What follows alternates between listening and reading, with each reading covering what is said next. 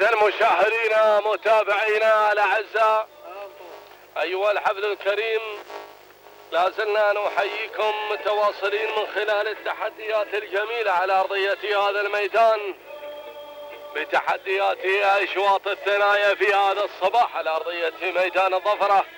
شاهدنا الشوط الأول وتابعنا أيضا شوط الابكار المحليات الأصايل. جاءت مشاكل كعوايدها بذلك الشوط لمنصور بن ناصر بن سعيد المنصوري، توقيته 9 دقائق 35 و2 جزء من الثانية. أما في شوطنا الثاني شوط الابكار المهجنات الأصايل، تابعنا انطلاقة مهدية لراشد بن سعيد بن عصيان المنصوري صاحبة التوقيت الأفضل بدون أي تعليمات وبدون أي منافس. قطعت مسافة 6 كيلومترات في زمن وقدرة 9 دقائق 34 بدون أجزاء من الثانية. أما في شوطنا الثالث وكان الموعد في شوط القعدان المحليات، فجاء شاهين لسالم بن عبد الله بن طهميمة من كدوس العامري، توقيت الزمن 9 دقائق 51 و6 أجزاء من الثانية. وشاهدنا رابع الأشواط شوط القعدان المهجنات الأصايل، وشاهدنا شاهين لمحمد بن صغير بن علي الوهيبي 9 دقائق 45 و8 أجزاء من الثانية. أما في الشوط الخامس والجولة الثانية لشوط الابكار المحليات الأصايل، شاهدنا انذار لمحمد بن سيب بن محمد بن فن المحيربي، حيث قطعت مسافة 6 كيلومترات في زمن وقدره 9 دقائق و43. أما في شوطنا مشاهدينا الأعزاء السادس ويحمل انطلاقة شوط الابكار المهجنات، وتابعنا الذيبة لحميد بن جاسم بن براك المزروعي، قطعت المسافة في زمن وقدره 9 دقائق 50 ثانية. وسابع أشواطنا شاهدنا شاهين التهنئة وصوله لعبد الله بن محمد بن عبد الله بن طماطم العفاري مع فوز ايضا شاهين في سابع اشواطنا في الشوط الماضي للقعدان المحليات، قطع المسافة 10 دقائق و2 1 جزء من الثانية. تهانينا والناموس لجميع الفائزين في اشواط هذا الصباح، كما ننوه لجميع الفائزين بالمركز الاول واللي ما استلم بيان الفحص من اللجنة المنظمة لهذا الميدان عليهم التوجه لاستلام ذلك البيان في موقع الفحص.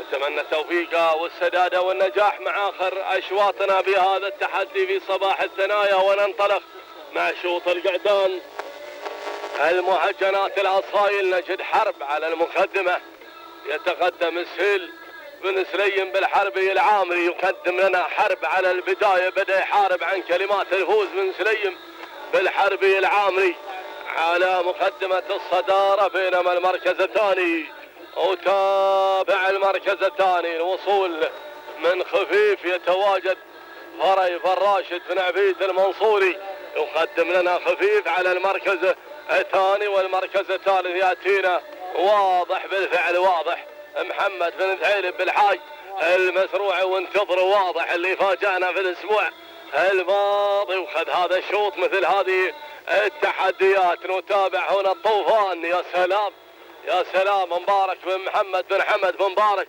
المر يقدم لنا الطوفان مع هذا الشعار الشهير دائما بالتحديات، شعار البارك. يتابعون الطوفان ونشوف الطوفان ماذا سيقدم من الموجات والتحديات في هذا العالم الساحر. نتابع هنالك لهب عبيد بن بخيت بن سهيل العامري، وصل لهب بالفعل. نتابع الوصول ايضا كذلك مشاهدينا الاعزاء، ايضا عتيب سهيل بن سليم بالحربي العامري يتواجد ايضا مقدما لنا عتيب. وتابع الطليلي مبارك بن يافور بن قران العامري يتدخل الان على المركز السابع والمركز الثامن.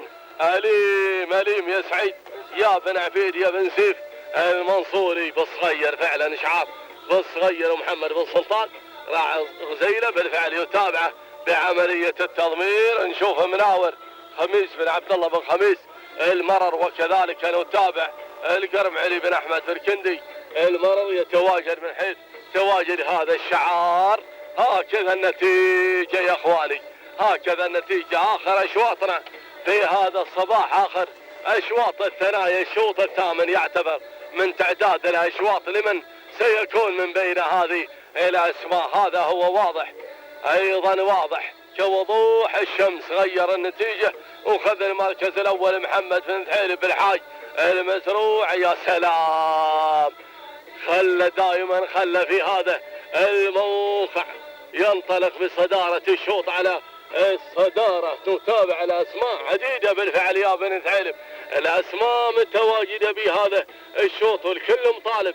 شوف إشعار المتحدث الرسمي قادم على ثاني المراكز. يا سلام يا خفيف خفيف خفيف خفيف على كل المشاركين، لكن مع الأجواء الأخيرة، الأجواء الحماسية والكيلو المتر الأخير يا محمد يا بن فرج بيكون ثقيل على كل المشاركين. انحلق هنالك في الأجواء الأخيرة خفيفة. وتابع المركز الثالث الطوفان. وصل الطوفان، هذا هو طوفان الأصايل، هذا هو طوفان الأصايل. عيسى بن حمد بن مبارك المري يدفع بهذا الشعار. يا ما نظرناه ويا ما تابعنا مع هذا الوجود، وجود هذا الشعار على ظهر نسناس، على ظهر ايضا هنالك مناوره في اسبوع الصغار في اشواطنا مشاهدين الاعزاء على ارضيه هذا الميدان. هكذا يحضر بالطوفان في شوط طوفاني بالفعل. الله، لهب لهب لهب لهب لهب يا راعي نيران عبيد بن بخيت بن نسيل العامري.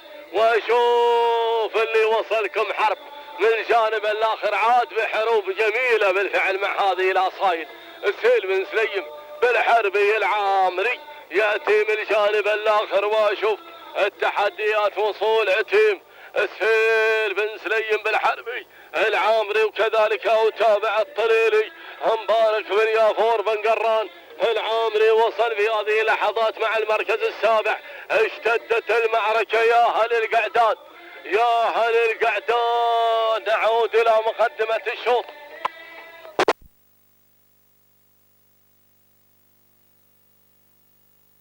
والله البداية لا زال واضح على مقدمة الشوط، واضح واضح واضح واضح واضح على المقدمة، والكل يتابع واضح.